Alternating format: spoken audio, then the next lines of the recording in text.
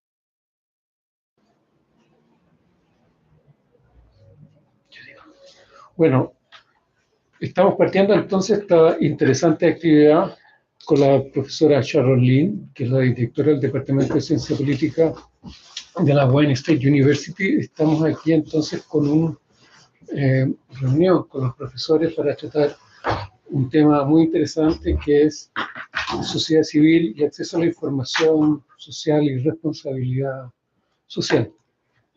Habiendo hecho esta presentación y con el coprofesor, dejo a la profesora Charolín, nuestra invitada, que estamos muy gustosos de su presencia acá, de las actividades que hemos hecho con los alumnos que también han quedado muy gratos.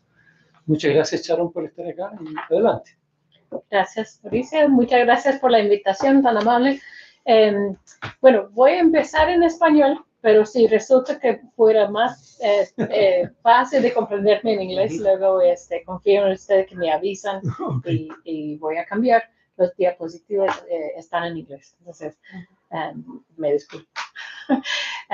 Bueno, ese trabajo representa como un esfuerzo inicial, o sea, es una obra en proceso de trabajo, es en camino, no está completa todavía. Yo voy a explicar llegando a estos momentos en que los datos todavía son un poco incompletos, para que reconozcan que estos resultados son preliminares. Quisiera empezar, bueno, explicando un poco cómo ese trabajo cae dentro de mi agenda de investigación.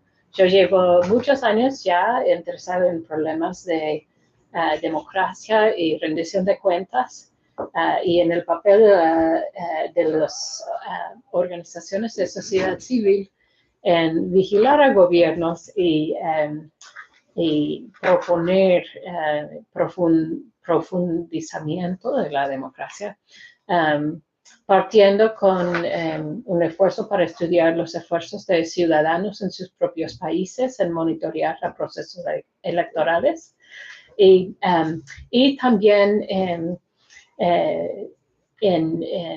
los esfuerzos desde el sector cívico a transparentar el trabajo de las mismas organizaciones civiles.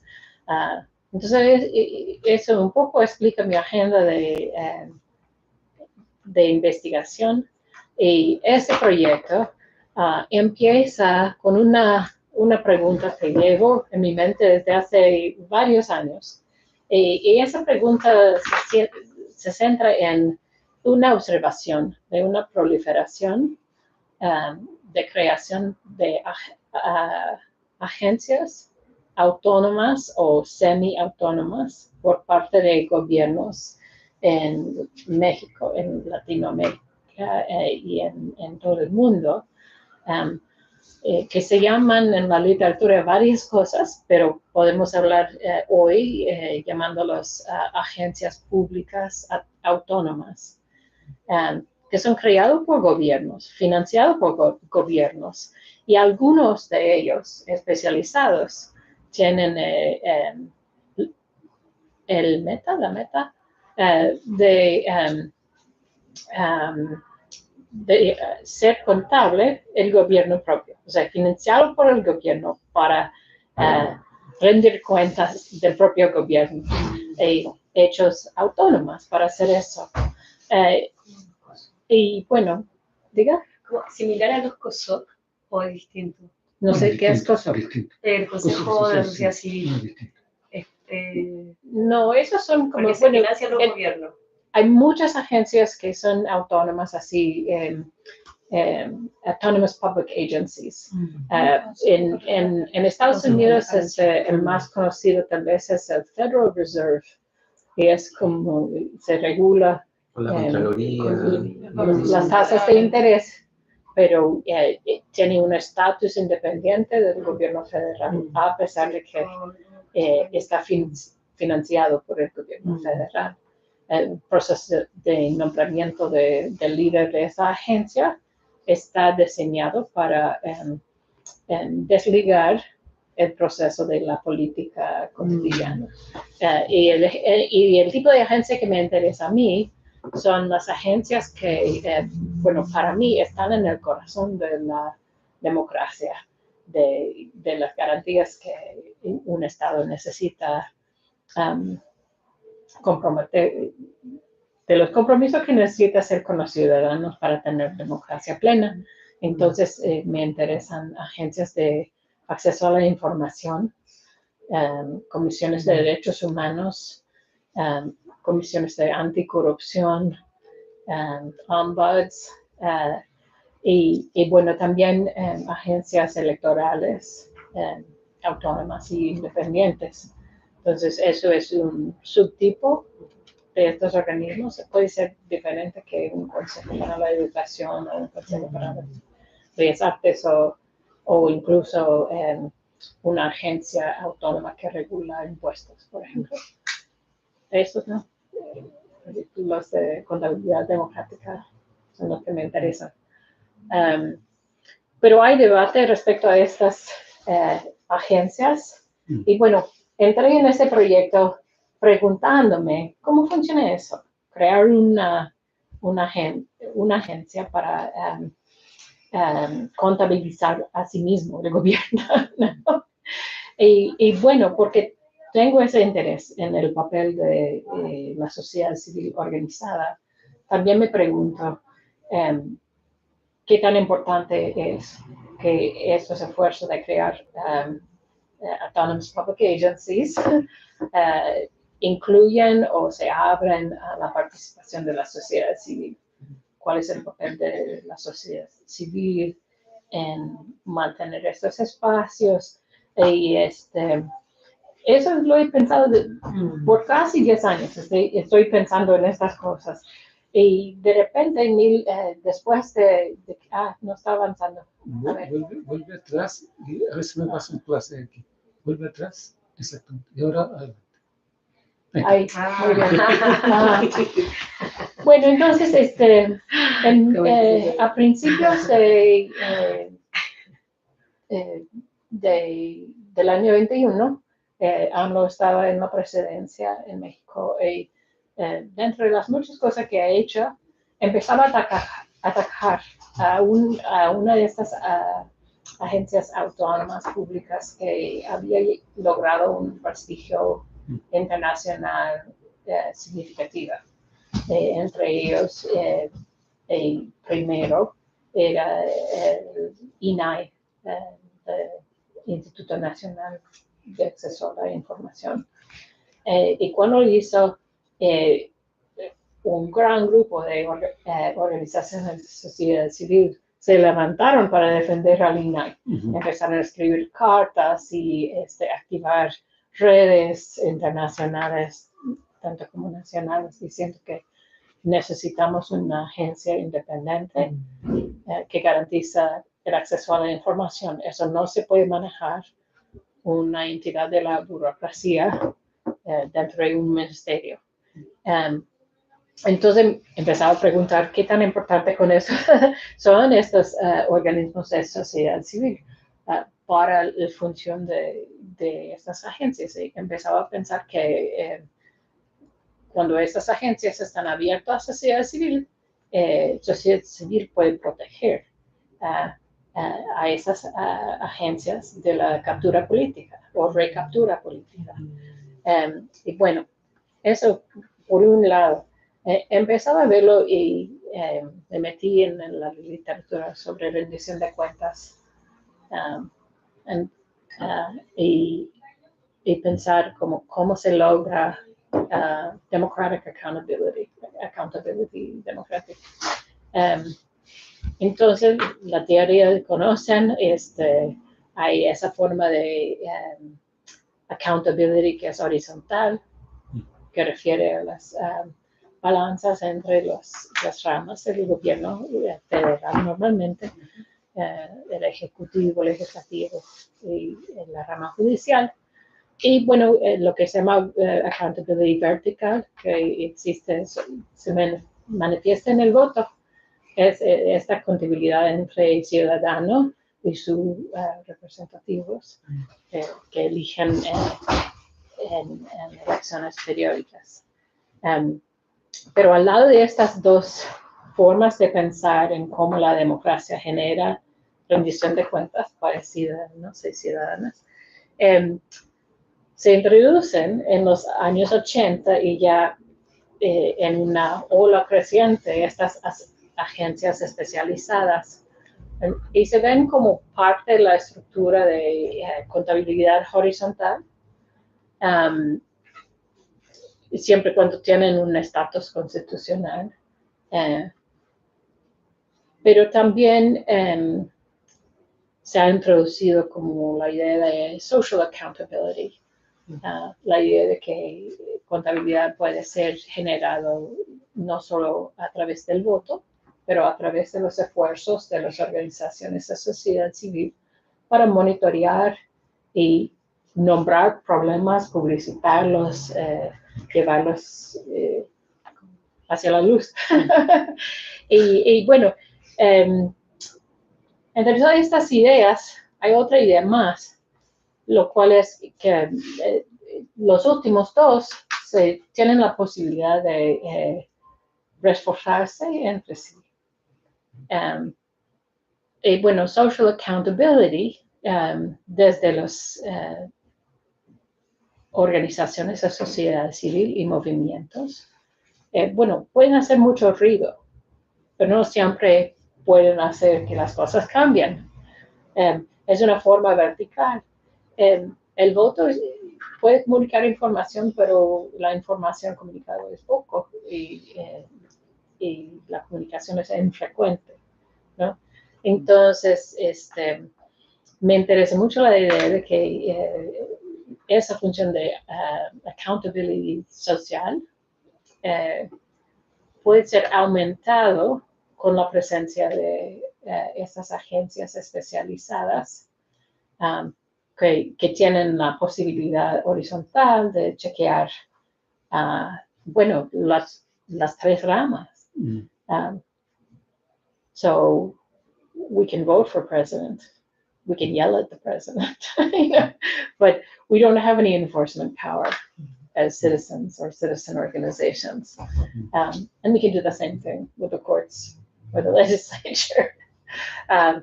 Pero estas agencias tienen capacidades. Entonces, empezaba a enfocar en eso.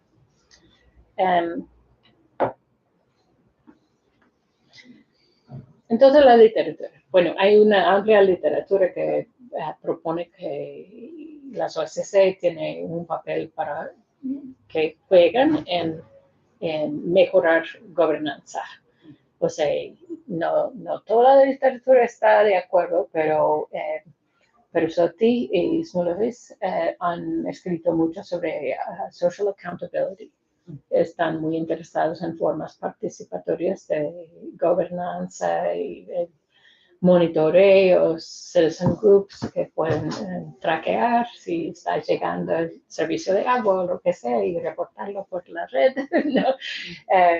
Y bueno, otros como Tusalem señalan que siempre y cuando la sociedad civil es organizado, es fuerte, es bien desarrollado, puede incidir y mejorar la calidad de gobernanza. Entonces hay una tradición ahí, pero las contribuciones como Tusalem no precisan exactamente cómo lo hacen. Por otro lado, hay una literatura creciente dentro del campo de administración pública que está examinando la función de estas agencias autónomas públicas. Y bueno, es dividida, ¿no? Esa literatura ve los plus y los menos de estos organismos.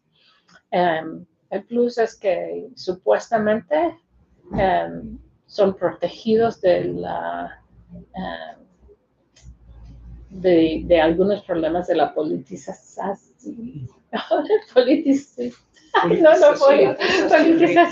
de la burocracia, ¿no? La idea es proteger ciertos campos de administración pública, de clientelismo, de politización. Pero también cuando uno crea esa agencia es una parte más de la burocracia. Estas organizaciones, esas agencias no son electos, no tiene como una función representativa y bueno, también pueden duplicar funciones o crear múltiples canales de, ¿cómo se dice? Multiple channels for addressing issues. So, if actors have multiple channels, they can work different sides of the system to their advantage. So, APAs have been very popular, son bastante populares como soluciones para rendir cuentas o por lo menos demostrar un compromiso con eso. Pero son, todavía no aceptado por todos como un avance, ¿no? Y cuestan mucho a veces, como la planta, los sueldos, los capacidades. Sin embargo, el World Bank y otros, incluso la OEA, se han como comprometido con la idea de que estas agencias pueden apoyar en mejorar la gobernanza.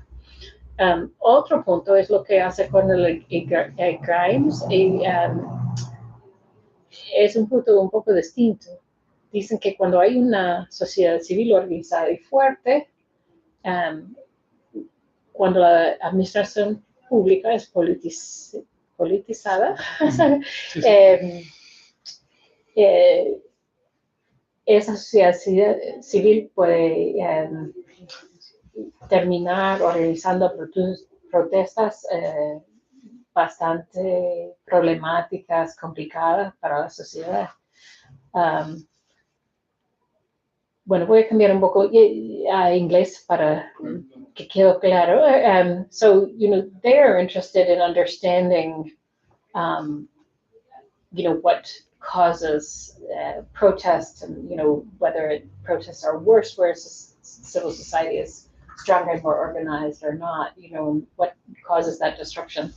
But their work has an implication for this, which is that if you don't have an autonomous agency that civil society forces can work with, you might have much more mobilization and, some of that sort of disruption that can sometimes be very effective, but can also be very disruptive.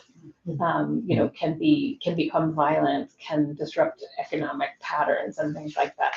So all of these are reasons to look and see how this relationship develops. So here's my research question as it's evolved. So the piece that I'm tackling in this paper is really like cómo está funcionando esos mecanismos de la combinación de contabilidad social y horizontal a través de la comunicación entre CSOs y en este caso el INAI en México. Y lo que estoy intentando ver es cómo los organismos de sociedad civil están intentando activar estos mecanismos, cómo están utilizando al INAI. Bueno, this is what I did. Oh, it's not going forward. Oh, perdón. Yeah. Okay. No, más o menos. Okay.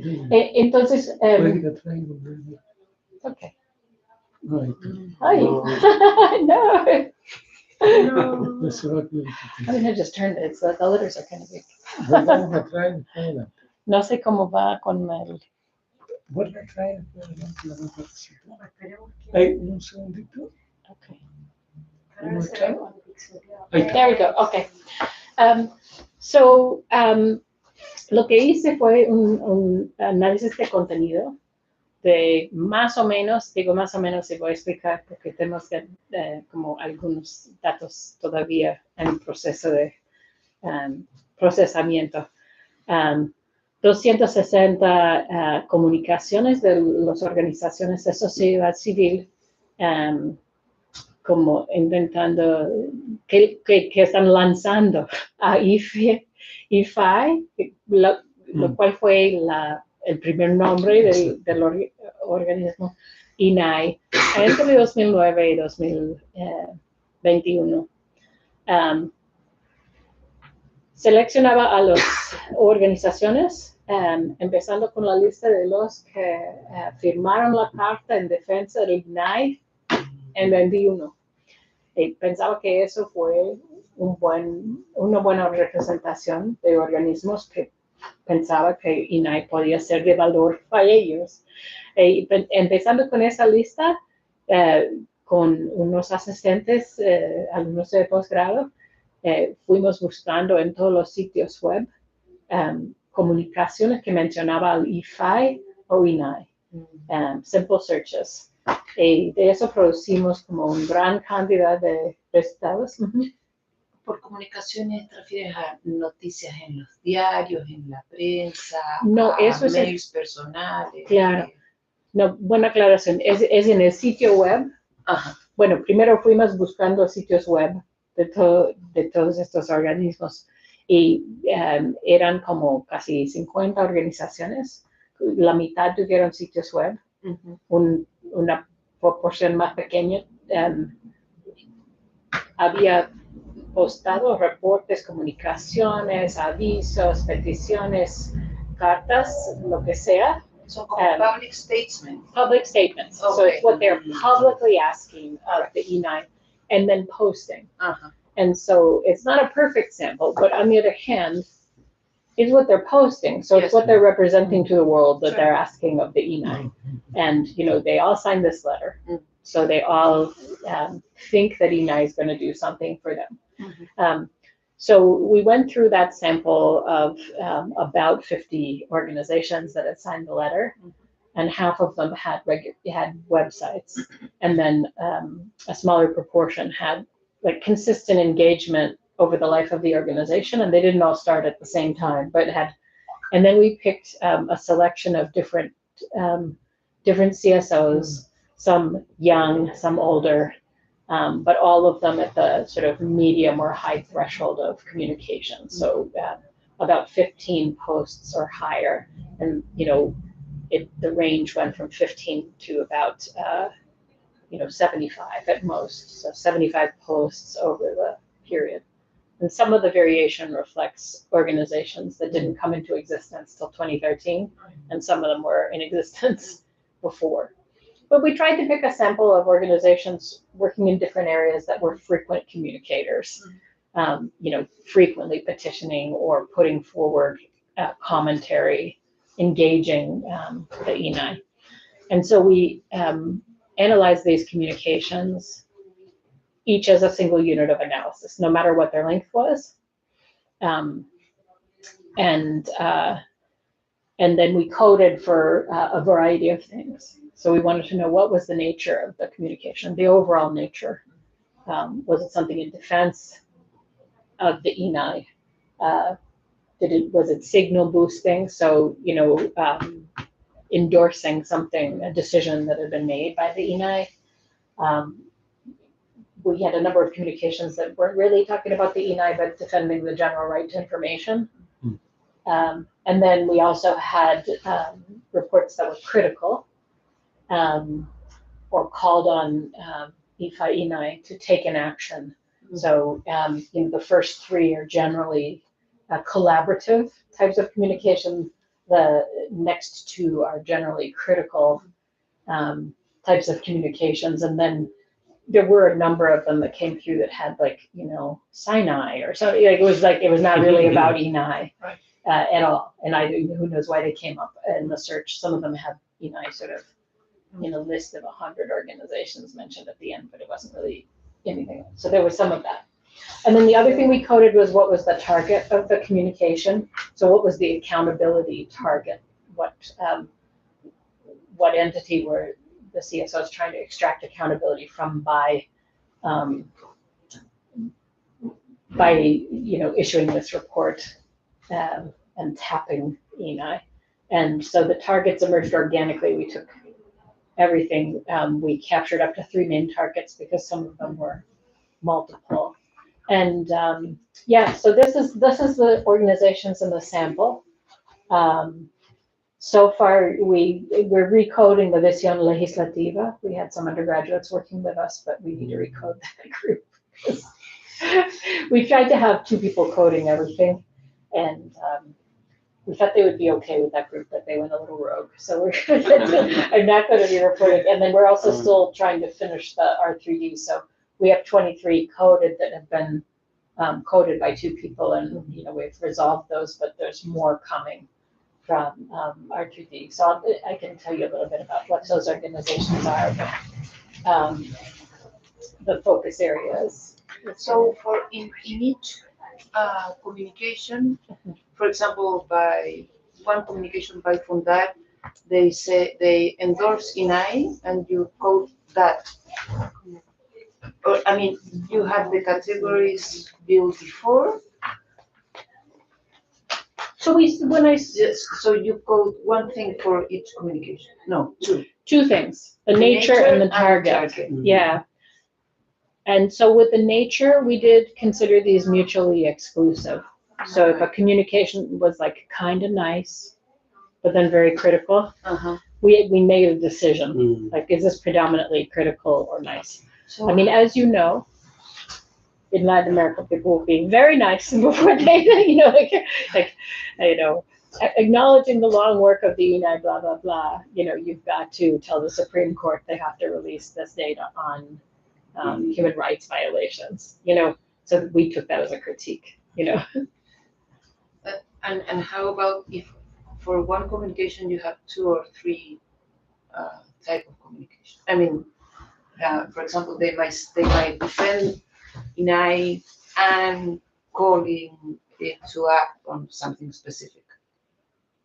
Yeah, what we did was decide that we were going to pick just one dominant mode. And we did that for a variety of reasons. One was that for most of the communications, it is actually pretty easy to agree upon what the dominant goal is. These are publicly posted. Yeah. And so these organizations are really trying to move forward one piece.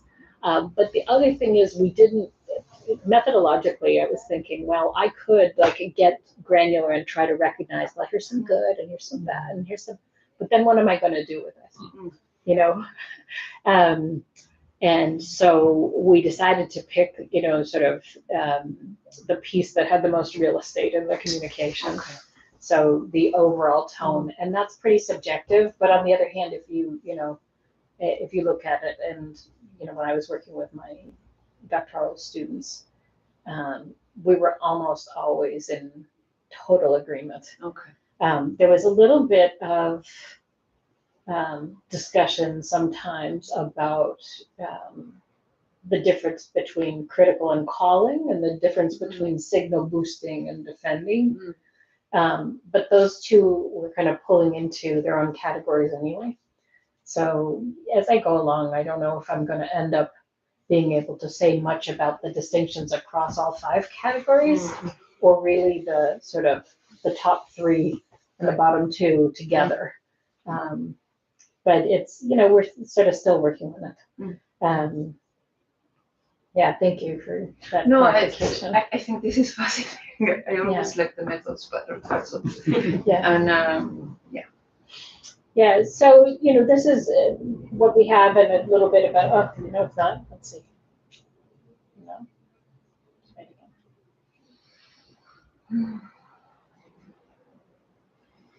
There we go.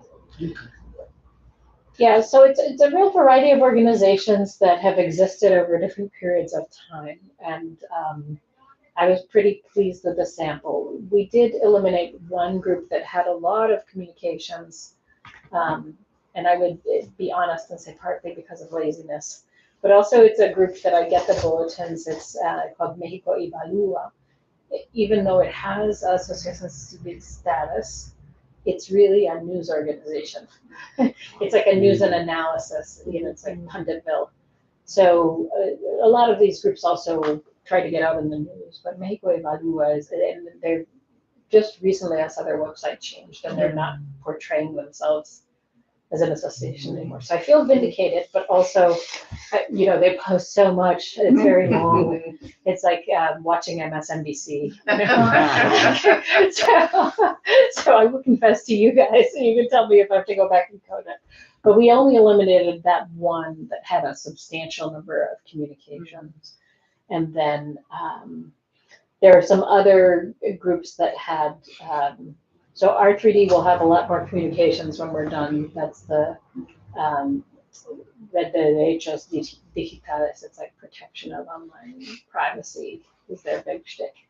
And there'll be more for Visión Legislativa. But there were some other organizations that were kind of smaller numbers of communications, like the Centro Pro H, and I wanted to have the Centro Pro in because they're such a long organization, and they were one of the groups that sort of participated in advocating for the creation of E9 before it was created.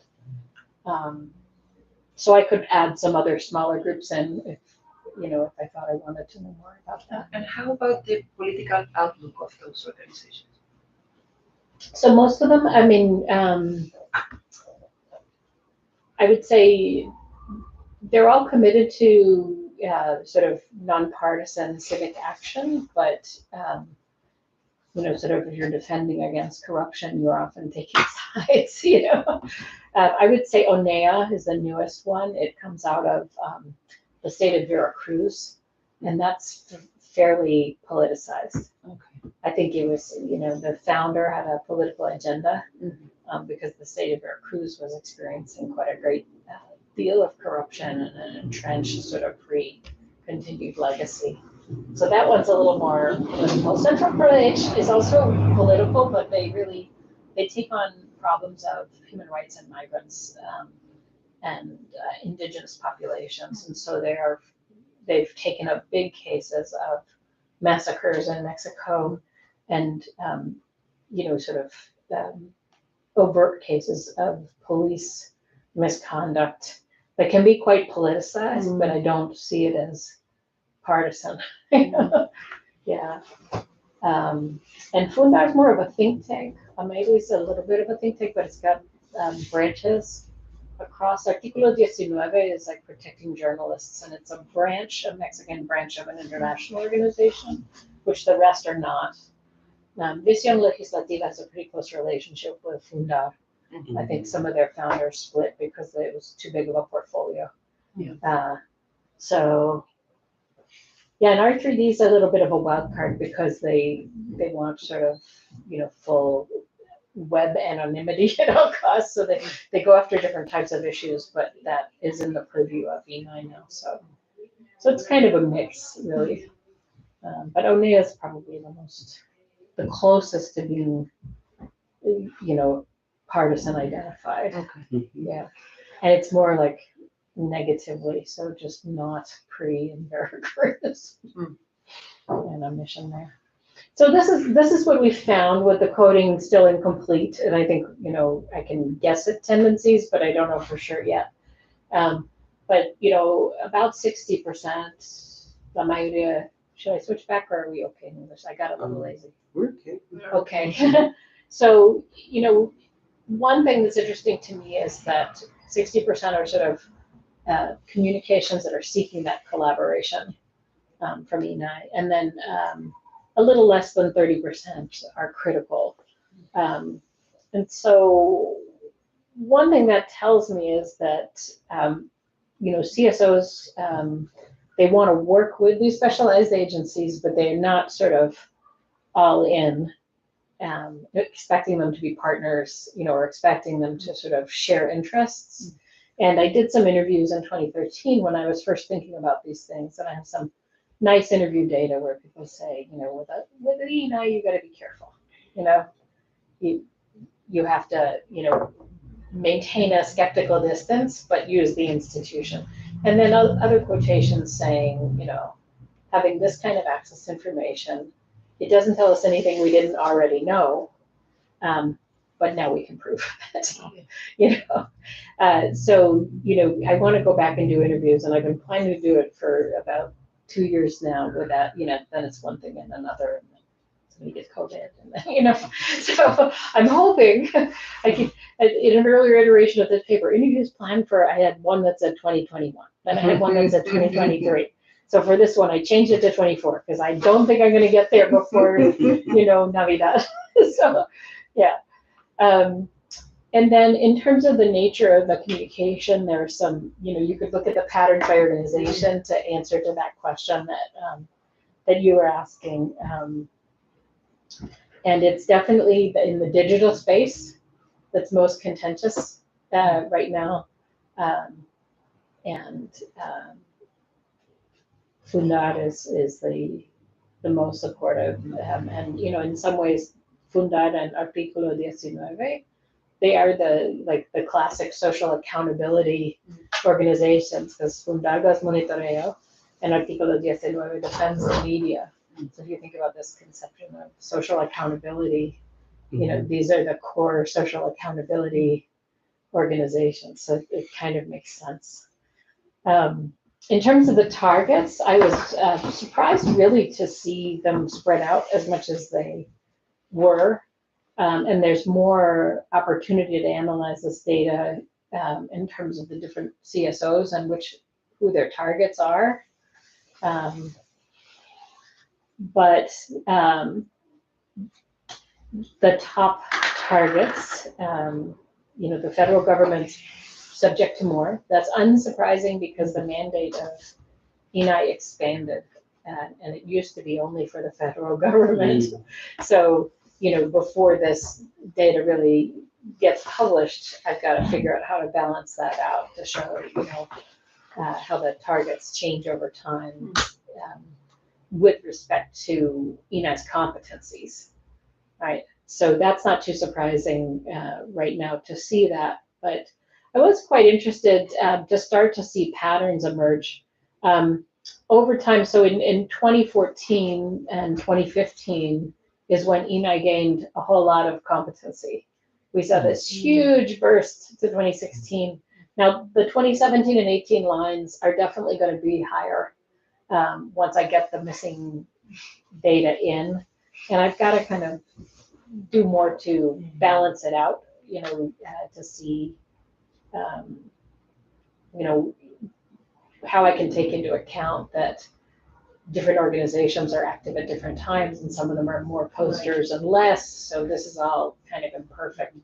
But when ENI gained greater autonomy, broader functions, all those things, you clearly see civil society jump, at least in my sample, and start to push on a variety of things. Another thing that I can't show you today, but I would like to be able to show when I get this together to publish it, is some of the issues. Because the other thing that came out of our coding, we looked at the topics as we went along, and kept the titles and a statement of the topic of the communication. We can actually show this sort of series of issues where there's a whole lot of sort of targeting and pushing, and then ENI will move, and you can see a result. So one of the cases had to do with this Pegasus software that was being used to target activists. It's like, yes, and CSOs were outraged, necessarily so. And there was a lot of denial from the government that this was happening, and a denial of the scope. And the CSOs went in again, to ENI and pushed, and finally got a decision that, and they got greater satisfaction. So you can follow that issue and see them pushing. I don't have the data of what the response was, except that it gets reported. So what happens is a CSO, it's critical. Signal boost. ENI did this, defend. ENI made a decision in our favor, defend. And so there's a pattern on that. There's a pattern on releasing names of victims of human rights violations that the National Human Rights Commission and the Supreme Court were deciding that this was secrets of state and could not be released, and then the CSOs did the same thing. They went in, and so it's critical, and then so there's some really interesting patterns there. And I think I'm getting somewhere in terms of kind of fleshing out how this social accountability is not just working, but is being amplified by the presence of specialized agencies.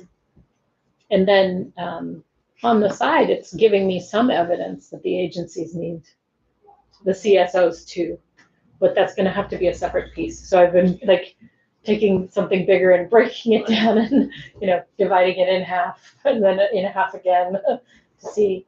But yeah, so, I think so far I can conclude that there's been a consistent and relatively balanced engagement of ENI by civil society organizations. They're not sort of blindly, turning everything over to ENI, but they're pretty engaged. Engagement increases as the mandate of the agency expands. And I think there's demand to have these agencies as separate autonomous agencies. So I think I can show all of that. I also think it's interesting that they're using ENI to hit a variety of accountability targets. And I think there's more to do to understand the targets and the patterns. Oh, here, I didn't get you to my slide. Let's try it again. There. No? Yeah, one more. There. No, it won't go back. Okay. It's just what I just said. Doesn't matter. Yeah, well, thank you. All right, so I would welcome, there we go. I would welcome any thoughts and feedback. This is, small numbers of cases, and like I said, I'm really hoping to go and do some interviews now that I've started to understand the dynamic from a remove.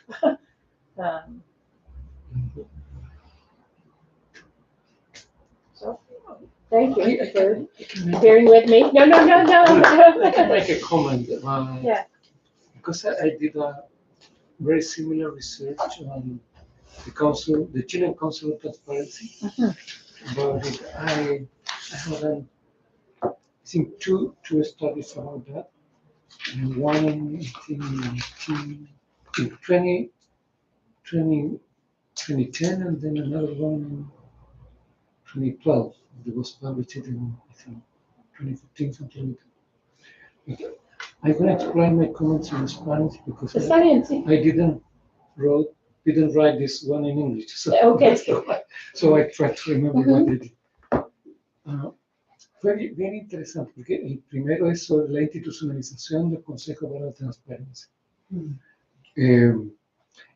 Y una de las cosas sorprendentes fue que el Banco Interamericano de Desarrollo buscaba tener un modelo de demostración en América Latina, porque había partido con el IFAI en México, que fue el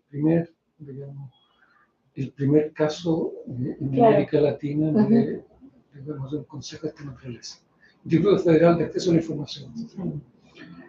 Y fue muy influyente en otros casos en América Latina, particularmente el chileno. El chileno tomó el modelo mexicano, México les invitó, pero al poco tiempo los especialistas comenzaron a darse cuenta que los políticos presionaban mucho por tomar el control del IFAI. Entonces el caso chileno parecía como un caso bien interesante de demostración de América Latina. Y ahí se produjo todo el modelo de internacionalización, en donde, digamos, el punto focal, la distinción de otros casos en América Latina, es que el Consejo de la Transparencia era visto como un mecanismo de satisfacción de derechos humanos de tercera generación, y no principalmente como casos de lucha contra la corrupción, como había sido en México, digamos, y en otros países de América Latina.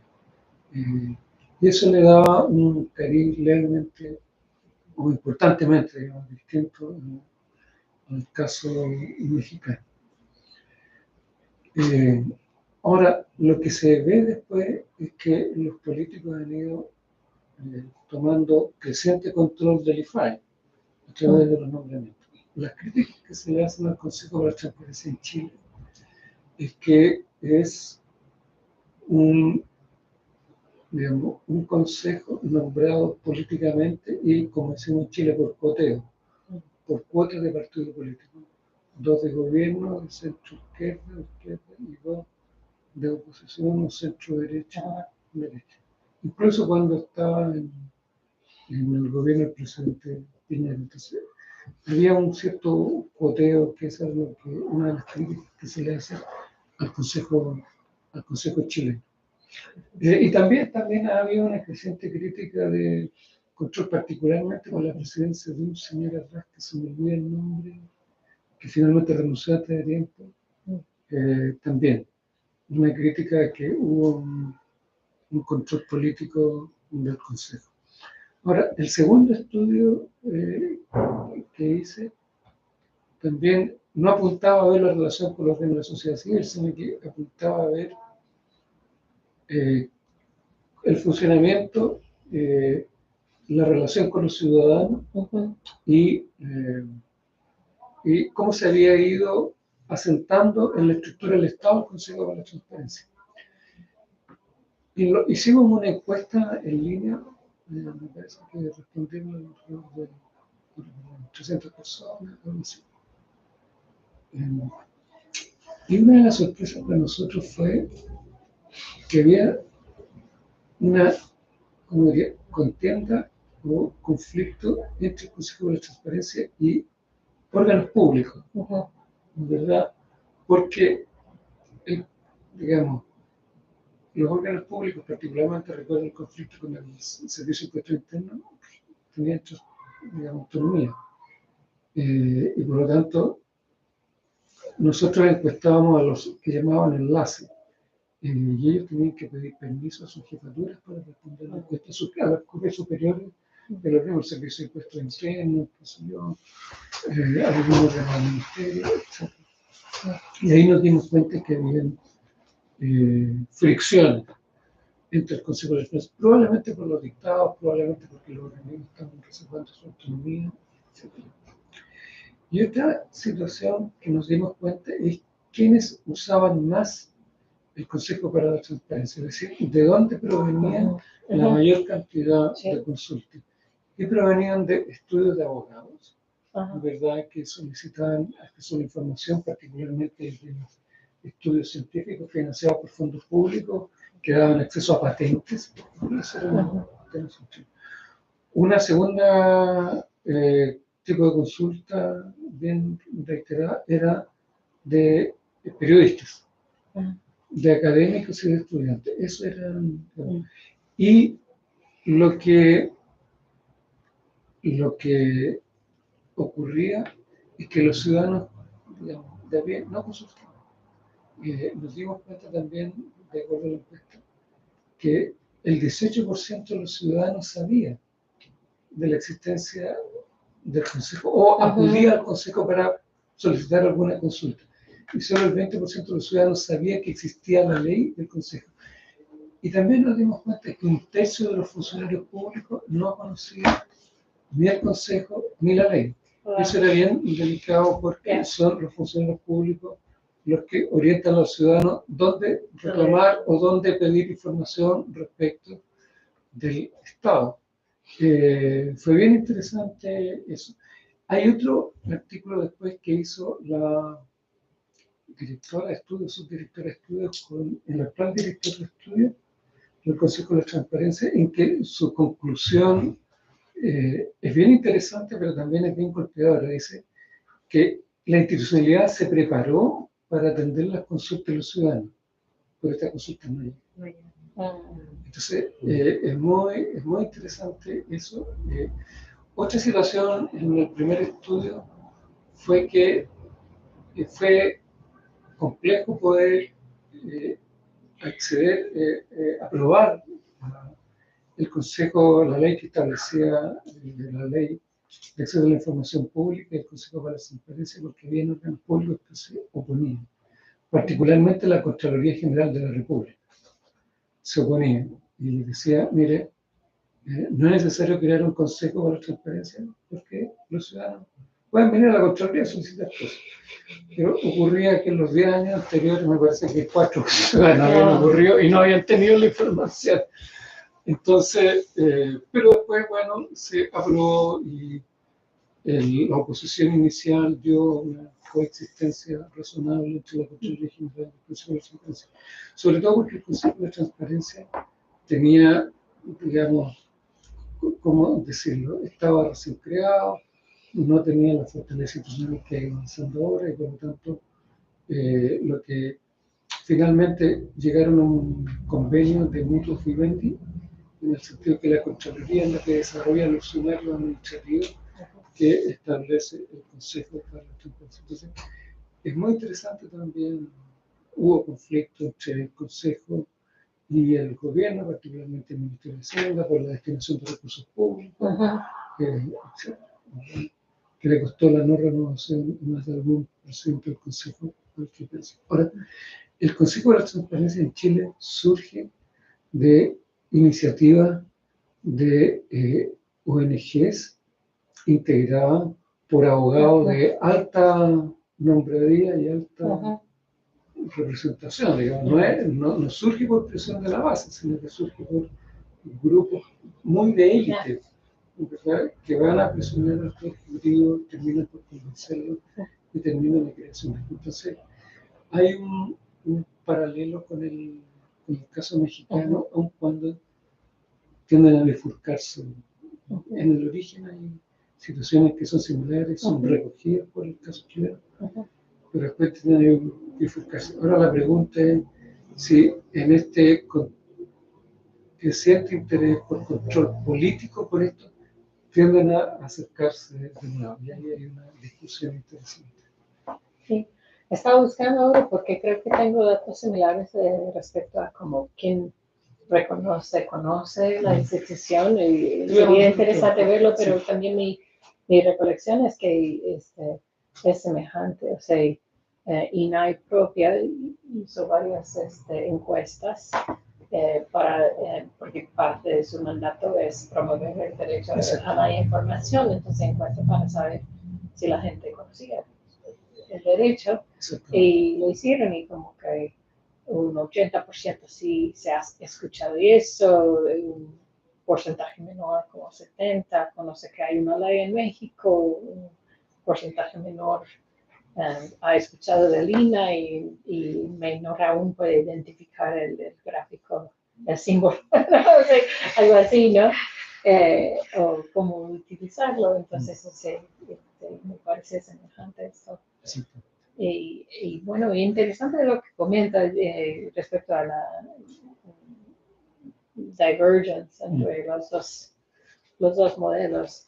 Yo diría que, bueno, regresaba a este dispositivo para señalar que Amelia ahí está en su página principal notando el problema de que el Senado Ejecutivo durante un buen tiempo no había nombrado consejeros de INAI, entonces la agencia fue en condiciones de no funcionar, a falta de comisionados. Sí. Ajá.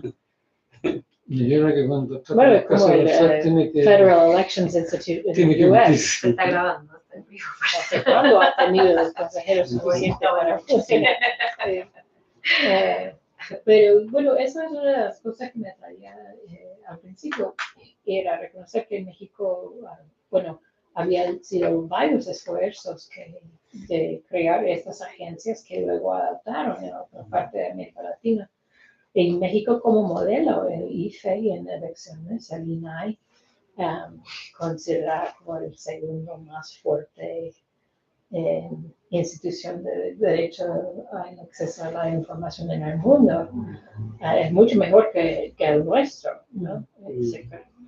Se creó en la digital age, y nuestro es como que silent and triplicate. Only paper documents are accepted, you know. Wait 10 years, you might get an answer, you know. But you know, I was very interested at first in showing, like, in understanding why states create these agencies and how they're responding to both domestic and international constituencies and signaling. So, in Mexico, it's pretty clear that the Human Rights Commission was signaling internationally a commitment to human rights in Mexico after, a lot of pressure in that regard in 1990 when it was created. And the Election Institute is a little more complicated, but ENI was a lot of demand from a group of mostly elite civil society organizations that formed this Grupo Oaxaca, and advocated for its creation successfully with partners in the government who were trying to preserve, so this is the Fox administration, trying to sort of preserve institutions that would, keep the breed from coming back, And so I was really interested in that, and so I'm still trying to figure out how to write this up, but sort of why they get created in the first place, and then what they can do about that political encroachment that comes pretty quickly. So a state gets rewards by creating these agencies with domestic and international audiences, but then the agencies start functioning. So you get better rewards if you put credible commissioners in the seats, people who really know something about human rights or access to information. But then they start working, and the state at large doesn't like that so much, so they start trying to capture it back. And then I think the civil society has a good potential to defend those spaces, and if they can kind of hold them for long enough, then the institutions become harder to roll back. And that's what I thought was going on until AMLO almost ripped the, that's carpet right out from under, and he's going after the IFE, the INE. what is happening right now. Is it working? Because I So you saw finally the got thing about counselors. IFE, but I don't know what happened at the end. So So the IFE, now INE, it became Yes. national and got more competence, just like INAI. The election institution, AMLO came out one day and said, by the way, I'm abolishing. Yeah.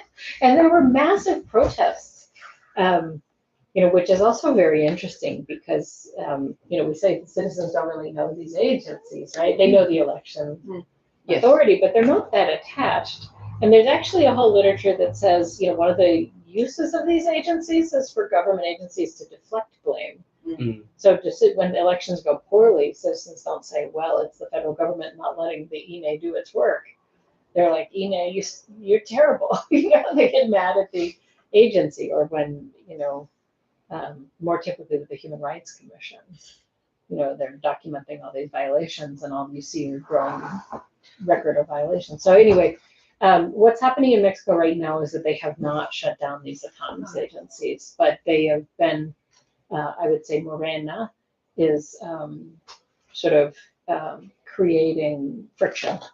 So, slow walking, naming, or, it's like delivering the budget by, cart instead of electronically.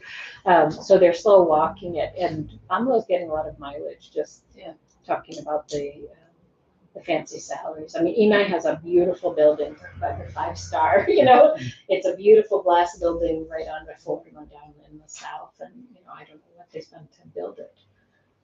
The salaries are pretty good. They're not Because I crazy, was, but they're not. yeah, I was thinking that maybe you can also, I don't know how it works in Mexico, but it should be similar to the case in Chile, but you could look at the legislative debate when the institutions were created, and then if there's any other law that reform the institution, and what happens with the budget law.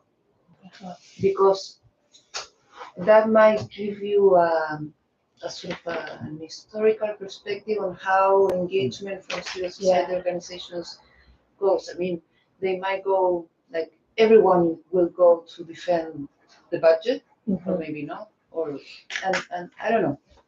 And in Chile, we have public records of the what people go to Congress and say, and say, I presume that in Mexico it's the same.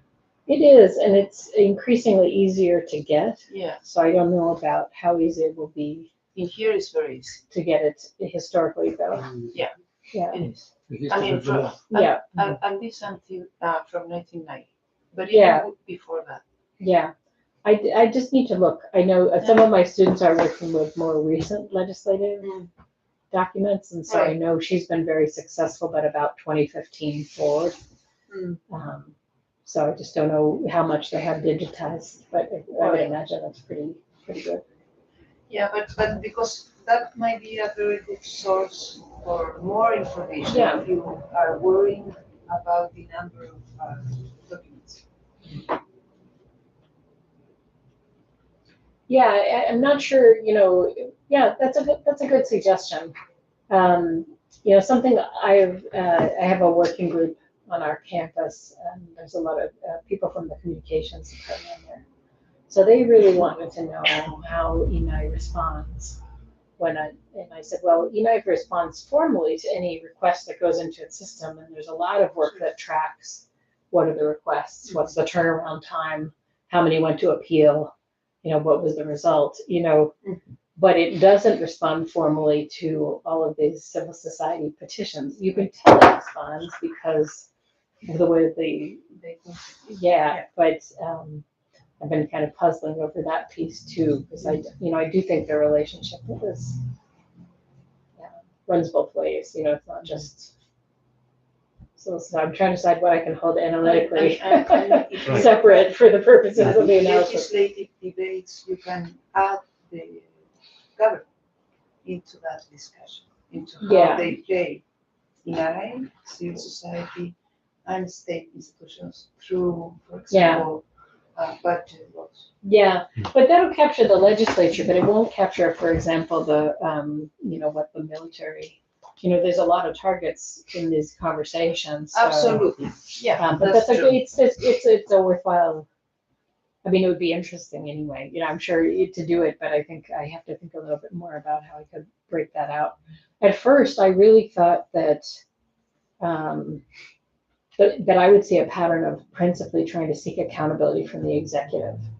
And the reason is because the system in Mexico is so top heavy, right? I don't know if anybody trusts you get accountability from the legislature or the judiciary, but as it turned out, in some of the most influential cases, they've been pushing the Supreme Court, and it's actually becoming more assertive in Mexico. So it's made a number of more assertive decisions than one might have anticipated in the past. So, now it's spiraling out of control. Now I got to learn about the Supreme Court. You're ever getting these research projects and you're like, what will it end? What will it end? Yeah, but I really expected it. And that's my own myopic view. But over the years, I've been looking at this sort of interaction between the executive and organizations seeking accountability from the executive, for so long, a lot of Mexican civil society, since I was living and working there in '94, were really laser focused on trying to get accountability in the executive branch. Have the president disclose the secret budget, have the president respond to requests for information, remove the authority to name the sort of incumbent candidate, remove the authority to name the Ciudad de Mexico, remove all those things. And so I was kind of laser focused on that, but it didn't turn out to be the case. Yeah. Have you thought to do a comparative study between Mexico and Chile? Well, because there is two very interesting cases. There is another one, like it's a good suggestion. Salvador. Yeah, I mean, I was looking, but I don't think I have the file in here. I did. There's another sort of piece in progress. I would like it to become a book, actually. And so one of the things that I was doing for a while was trying to understand the ENI in regional context and look at the different models for autonomous public agencies and like what is Mexico's. And I ended up focusing in on this because I think if I can't show it for Mexico, well, this is a pretty strong institution. Yeah, I'm not going to be able to see it easier anywhere else, this kind of horizontal social accountability mechanism. But, I think the question is which piece of it to study, in that comparative perspective. So one of the papers that split, the other piece is really the piece that would explain why some countries choose different models for their access to information institutions, and a comparison of those and how they work, and potentially how vulnerable they are to political capture over time. So that piece kind of fell out of this version, but I am interested, and maybe it would be best to start with a smaller case comparison and not a regional look. Because I was looking at, the whole Americas, Canada, on down. And at least at that time, Mexico was one of, 5 or 6 places that had an autonomous agency that wasn't like a commissioner like Canada's, or embedded in a ministry that, had the constitutional guarantees. And, the more requirements you put on it, then it gets a smaller setting, than Mexico remains, with more ample powers and stronger guarantees of its independence. And yet, in a blink of an eye, it can be gone, So. Well, more than a question, but it made a lot of sense when you said that you would like to add to this analysis the way in which public issues are reflected in the diagram that you have constructed so far.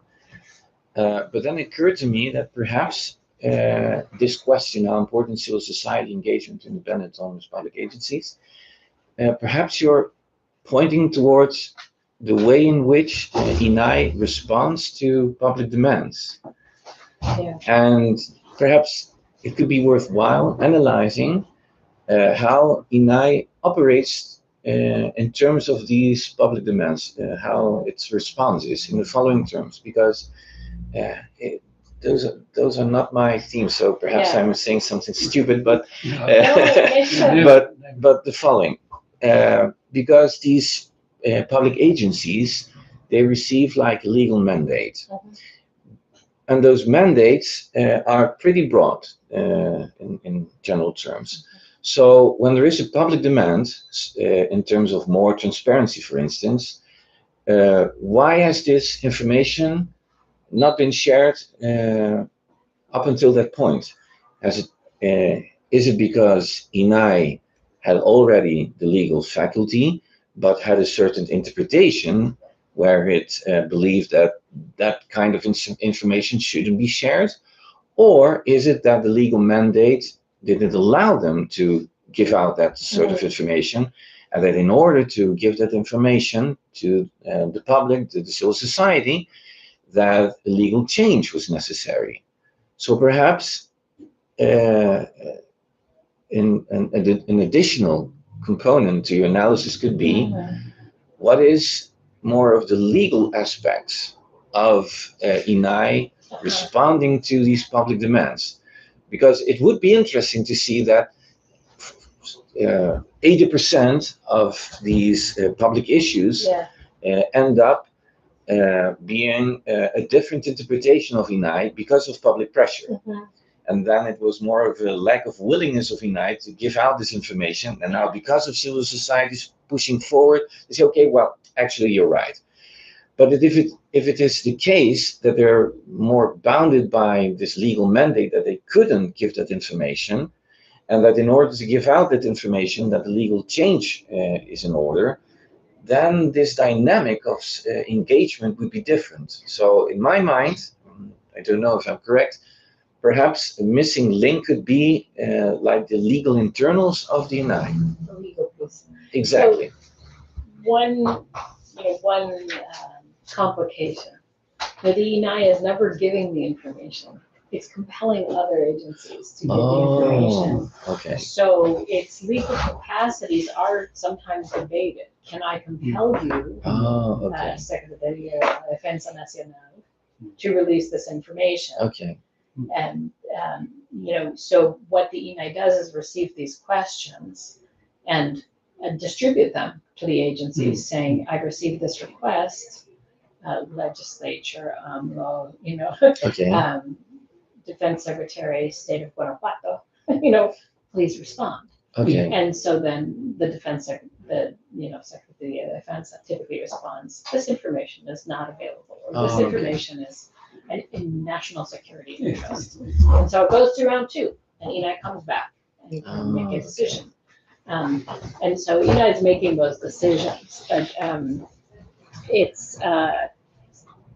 but I think to your point, it's not so much about ENI's legal capacities or preferences about information sharing, because they're sort of a neutral channel-ish, but they can decide when they want to enforce something or when they believe there's a reasonable reply that the information, how many angels can sit on the head of a pin, they're going to reject that, that request.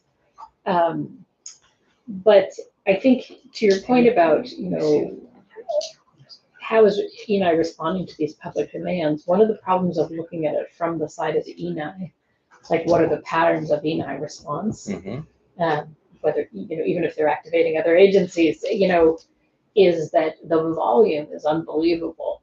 The vast majority of requests, at least particularly at the beginning, have to do with things related to like real estate taxation, things like that, like wanting to have full disclosure of whether, fees related to housing or things were being assessed correctly by agencies. And so there's a huge volume of stuff that doesn't have anything to do in a way, or it's a pretty far removed from some of these sort of broader public demands for transparency, for accountability, for justice, for, so I think, though, that based on your comment, what now I'm thinking is that this sort of civil society forward means of identifying it helps pull out the issues. Exactly. And then now that I've identified the issues, Exactly. instead of starting with the complete pool of issues dealt with by the ENI and like screaming through it, go back and see, try to search through the ENI record. How many communications did they receive from anybody about the Pegasus malware problem?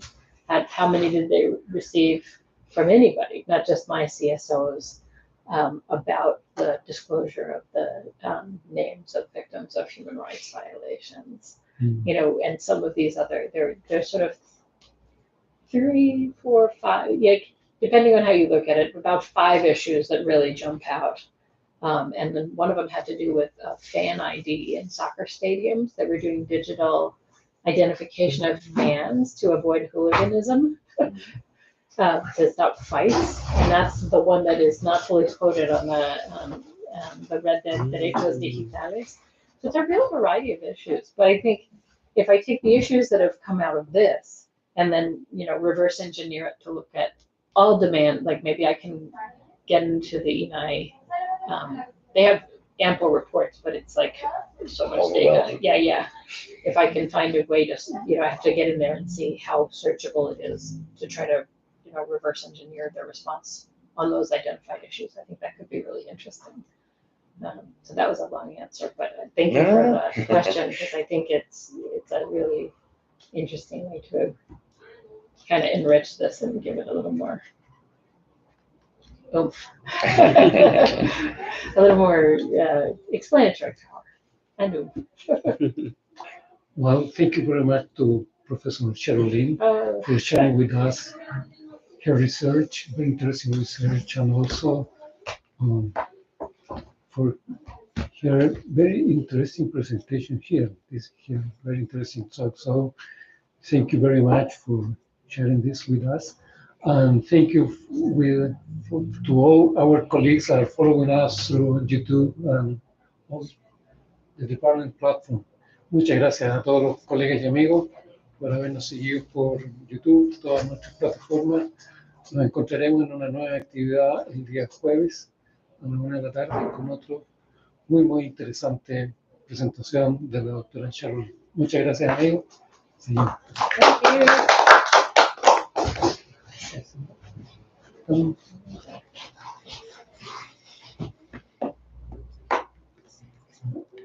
Cortamos la visión. Bueno,